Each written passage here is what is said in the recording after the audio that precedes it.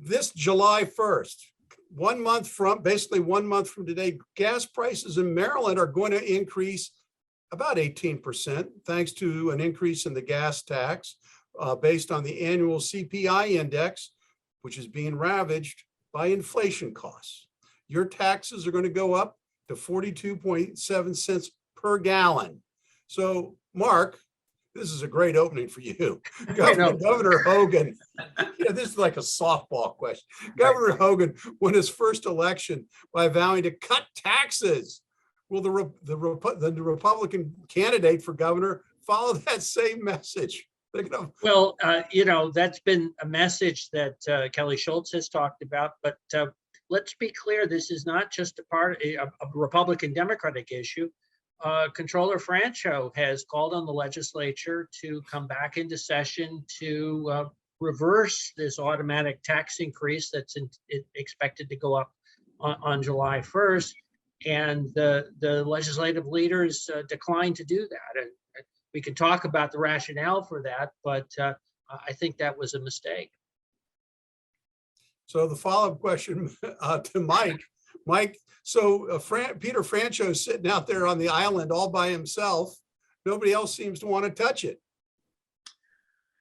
Yeah, I don't understand why they don't want, all right, intellectually I understand why they don't want to touch it, because in theory, the notion is the gas tax is how we pay for infrastructure. And so we don't want to undermine our ability to pay for infrastructure. However, that being said, given the rate of inflation and the other factors that are coming into play, it would seem that it would make sense for everyone, Republican, Democrat, to come together and say, okay, we're in kind of unprecedented territory here. And so what is a way that we can kind of shoot the gap between these 2 points and come up with a strategy that still doesn't erode our ability to fund infrastructure and also recognizes the additional pain that people are paying at the pump and the impact of inflation across the state. And I don't understand why we're not even going to have the conversation.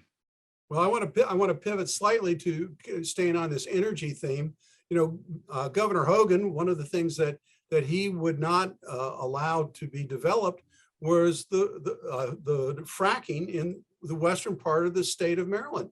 Is there a candidate that's out there that's willing to let Marylanders tap into its natural resources?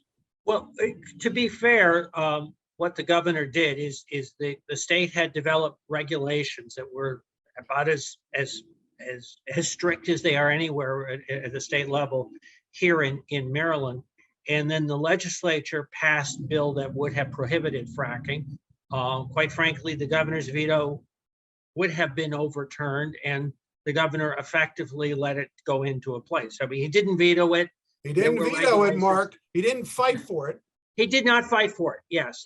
And that, on the other hand, I think realistically, given where the legislature was, if they had already expressed themselves with legislation, it would not have succeeded. The veto would have been overturned. Wow. But to your point, I think fracking, we've seen the benefit that fracking has had in driving gas prices down. And that phenomena has contributed immensely to the reduction in specific terms of CO2 in the United States, because of the transition that's taken place from coal to using natural gas to produce electricity. And that's been a real positive. And by fighting fracking and fighting the use of natural gas, that's really made that transition that much harder.